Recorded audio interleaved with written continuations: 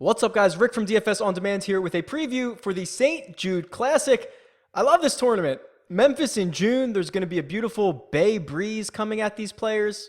No, just kidding. It's going to be like 1,000,000 degrees in Memphis, and it's the week before the U.S. Open, so there's plenty of opportunities for players to withdraw if they start poorly, or they might withdraw before the tournament even starts.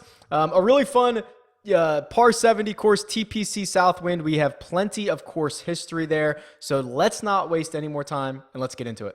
If you're new to this video series, everything you see here is going to be available on DFS On Demand. It's all the tools that I've built.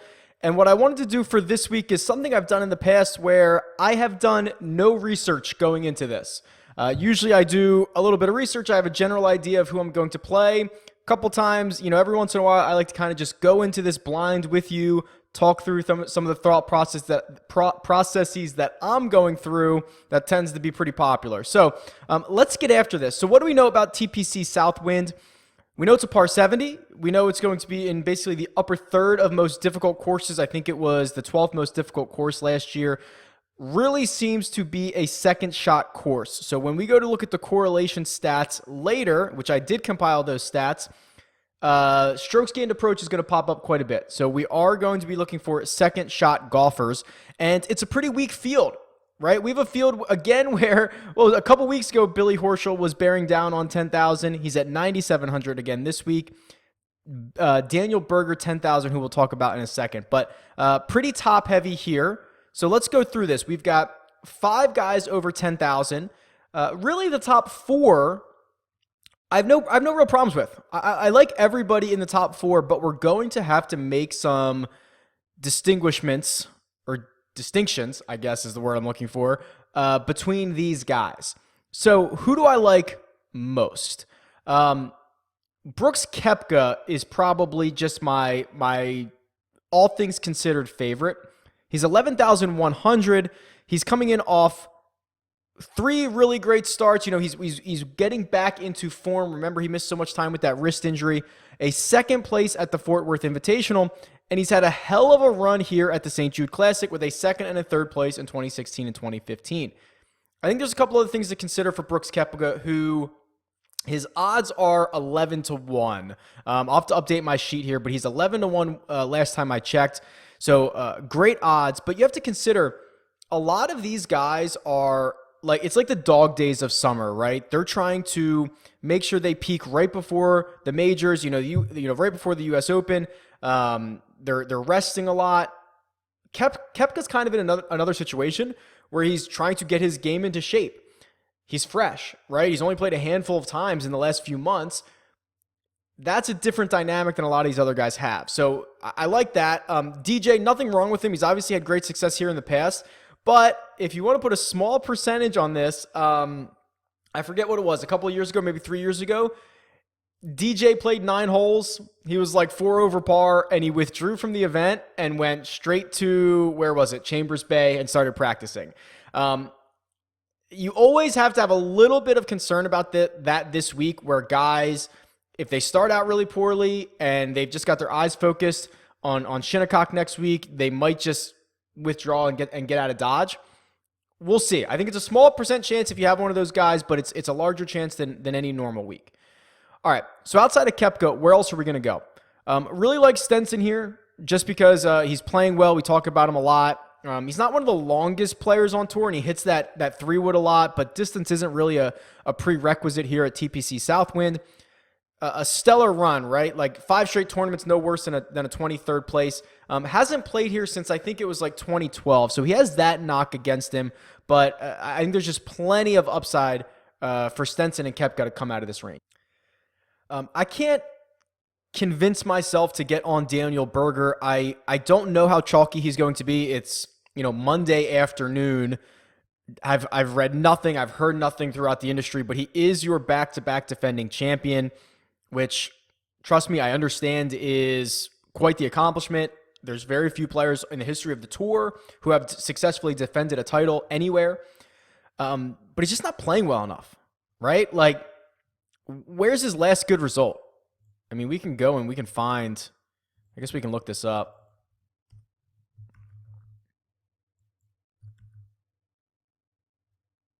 So many players in here. Here we go. I mean, you can see Daniel Berger. So there's the Players' Championship, a 70, a 57th, a 55th. I mean, I guess he's scoring DraftKings points, but where's the upside, right? I mean, I just don't know. I'm not that interested in him, and especially because I think he is going to be pretty chalky when come Thursday morning. So Berger, not for me. There are a few guys down here I'm interested in. We'll continue to go to Adam Scott. We've been talking about Adam Scott for probably 6 or 7 weeks now. Rounding into form, right? We can see he's popped off with 2 top 10s in his last 4 starts. Highly motivated. He is playing a sectional qualifying event to get into the U.S. Open right now because he's not in it. We'll see if he gets in. If he gets in, maybe he withdraws from this event. I don't know. But if not, I'd almost prefer, from a DFS standpoint, if he does not, that he doesn't get into the U.S. Open and he's got to come out and get into the top 60 in the world. I don't know what his current official world golf ranking is right now, but Adam Scott not in the U.S. Open. And not to mention that he finished 10th here last year, right? So there is more than just motivation. There's some converging trends. Tony Finau, I'm essentially always going to love. No course history here, though. This is the first time he's played here, which is a little bit concerning, but again, he's such a birdie maker that in DraftKings scoring, he's always going to be up there. There's a few other guys. Keegan Bradley, we'll get to the second shot stats. He's going to pop up here. So if Keegan can even just putt like a pedestrian, like if he could putt like me, which I'm like a below average putter, he might win a golf tournament. Gains a ton of shots approaching the green and just punts them all away when he gets the putter in his hand. He only needs to putt mediocre to have a shot at winning a golf tournament. And then Joaquin Niemann, who has not played enough rounds on the PGA Tour to qualify for stats yet. I'll double check that, but usually this will come through when he qualifies for stats. 3 top 8 finishes in his last 5 starts. Pretty good. The kid's showing he can play in all conditions. Peter Uline's another guy who just absolutely scorching hot right now. Only 8,500. When you get players in a weak field like this, like just give me some of the hottest guys, right? Peter Uline certainly fits that criteria where he is just knocking at the door, top of the leaderboard every time I flip the Golf Channel on. All right, who else? Again, I haven't looked at this, but I do know because I did compile the stats. I will probably want to talk about Luke List later because I did see something about him. Chris Kirk, I guess from a volatility standpoint, from like a GPP upside, like high risk, high reward play, I suppose he'd be fine. But the one that actually, if you're looking at this sheet the same way I am, the one that pops out here is Kevin Chappell. So 4 missed cuts in his last 5 events. And Vegas still has him at 66-1 to win here, which is much better than his peers, much better than Tway, much better than Patrick Rogers. Maybe it's because, is this his row here? Yeah, maybe it's because of the 4th place last year. I don't know, but that, again, as I'm looking at this for the first time with you, a very big value on Kevin Chappell at 7,800 if you're willing to overlook the pretty crappy recent form. We're starting to get down a little bit into flyers here. Bradon Thornberry, if you've never heard of him, I don't blame you. He is, I think he's a senior now at the University of Mississippi.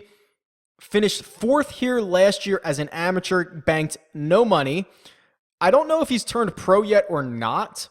If this is still a sponsor's exemption and he's the amateur in the field, but I will say, I was looking at the leaderboard. He's trying to qualify for the U.S. Open as well today, and they played 36 holes. After his first round, he had shot like a 64 in a field full of PGA Tour players, and Bradon Thornberry was at the top of the leaderboard just today in that field. They're in a sectional qualifying out in Tennessee. So seems like he's playing well, and he's got good success here in the past. I don't know how popular he will be.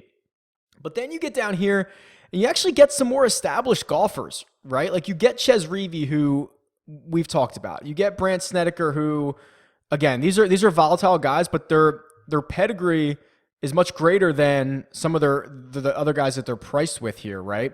Brian Gay is on a pretty, I don't want to say a pretty decent run. It's a pretty decent run for Brian Gay. A couple of top 25s, a top 12 at the 12th at the Byron Nelson, a 6th place here 2 years ago. So you could probably convince me to get a few shares. Ben Crane, again, I saw the stat. I think I will have something to say about Ben Crane a little bit later. Who else might we like here? Because we're probably, if we're going to go 11,100 on Koepka, we probably need some of these guys. Maybe we buy back. I'd probably be okay buying back on Keith Mitchell. So Mitchell misses the cut last week, and quite honestly, he'd played a lot of golf before that, right? He played, 5 out of 7 weeks. What's that? 7 out of 9 weeks before that. There was a lot of concerns on Twitter, on some of the Slack channels I'm on, like, has he just played himself out? I think there was a comment here on YouTube where someone said, yeah, he's just played a ton of events in a row, and maybe that's it. And maybe the week, the week off, and then he played 2 rounds and missed the cut. Maybe he can just kind of relax for a bit. But he was on a really, really good stretch, and he's an awesome little birdie maker. So you can see he pops off right here, right? Like, compare him to his peers, way better in birdie or better average, which is so important for DraftKings scoring. Joel Dahman, okay, this is really interesting too. He was qualifying in that same Tennessee sectional. I think he was playing well. I have to go back and see how he finished up, but 3 straight top 20s for him, and in 18th place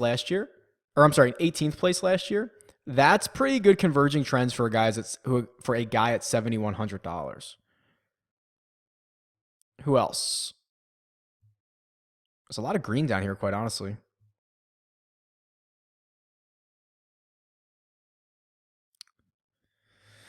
Yeah, I'm not sure I'd be super thrilled playing any of these guys. Wasn't Adrian Answer the first round leader last week? And he finished 57th? Wow. That's not good. Yeah, man, it's pretty weak down here, isn't it? Once you get down under this 7,000, it's pretty ugly. So let's flip over to the tour stats here. And so if you're new to this is, the regression model that I run each week. This is the correlation between DraftKings scoring and all the stats on the PGA Tour. These were the most important when I ran the model. So strokes gained total, of course. Then strokes gained approach was very important. SFDA, par 4 birdie or better, which is interesting. We don't usually get that. We get a lot of par 4 scoring on par 70s. This time we got par 4 birdie or better. And then bogey avoidance, that always tends to pop up on more difficult courses, so that makes sense as well. There's a lot of water lurking out here off some tee shots. It's pretty easy to make a double. So bogey avoidance is going to be pretty important. So let's run through these and see what we can find. Strokes gained total, that's always going to be like your best players anyway. So you see all the $10,000 guys up here. Then you get Luke List, who's like just always the top of the model, which is amazing. Whether he backs it up with a good finish or not, but he's always up there. And then here's Kevin Chappell again. Even despite the really bad run of success, he's still 6th best in the field in strokes gained total? That's pretty interesting to me. Strokes gained approach, second shot players. These are the guys that you'd expect to see here. There's where we find Adam Scott, Keegan Bradley, who I mentioned earlier. Stuart Sink, who we talked about, probably just doesn't have the upside to win a golf tournament at this point. Maybe a cash game play if you really wanted to, and to alleviate some, get some cap relief for you at $6,800, but probably not much more than that. Again, here's Kevin Chappell, like top 12. I'm going to convince myself into playing him. I absolutely know it.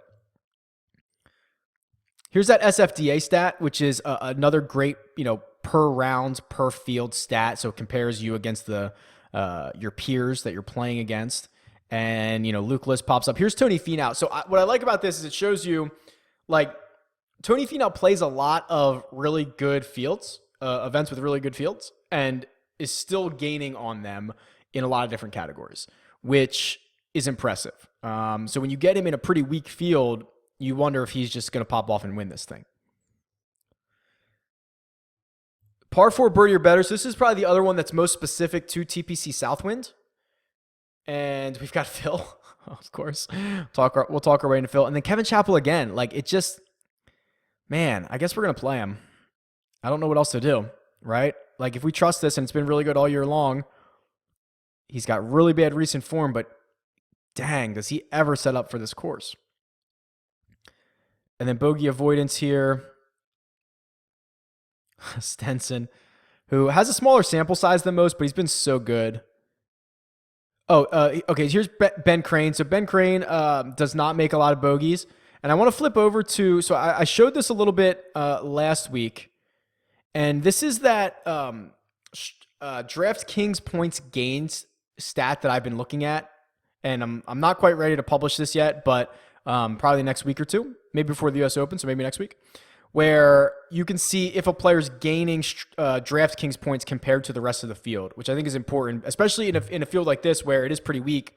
You're getting guys who might play weak field events.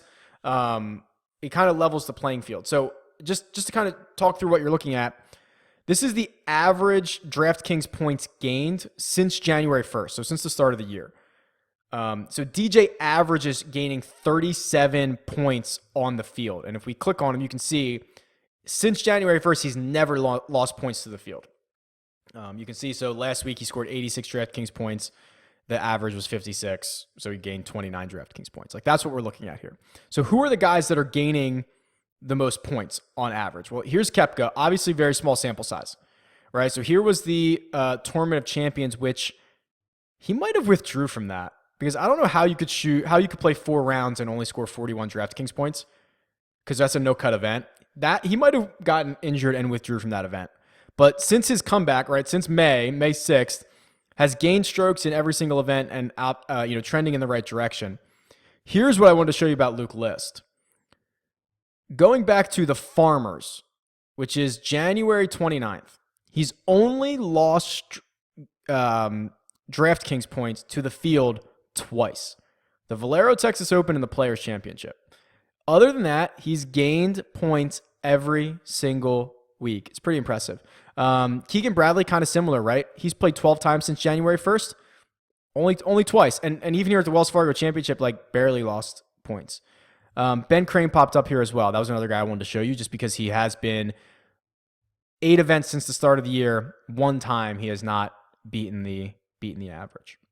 And just to kind of show you the opposite side of this, not to rub misery in anybody's face, there are some bad ones, right? So D8 points has played 12 times, has not, at 1 time he has gained DraftKings points on the field. I'll sort this by salary so you can kind of see, right? Let's actually do it like this. So this is my concern with Billy Horschel, right? The most expensive player to kind of be average in terms of DraftKings scoring. Just doesn't put it together enough. Peter Uihlein. So this is where you kind of have to look a little deeper. So I talked about Peter Uihlein and I like him. Really underwhelming, but look at these last 3 starts. Really elite numbers in his last 3.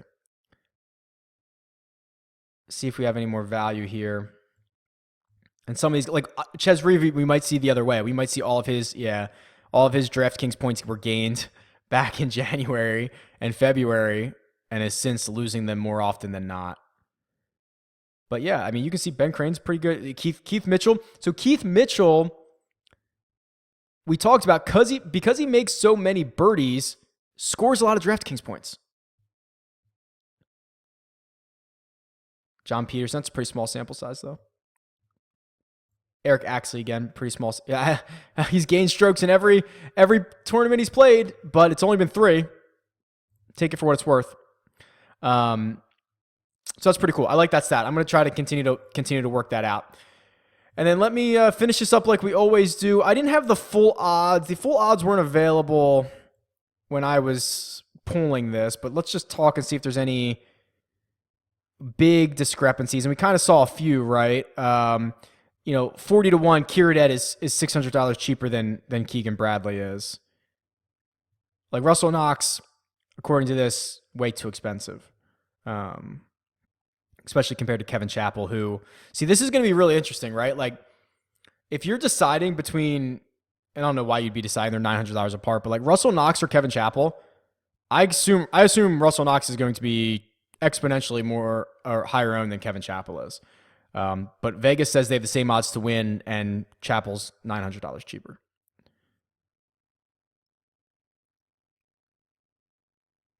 Palmer's a bit overpriced, maybe. Yeah. So I'll see if I can get the as again, it's still kind of early on Monday.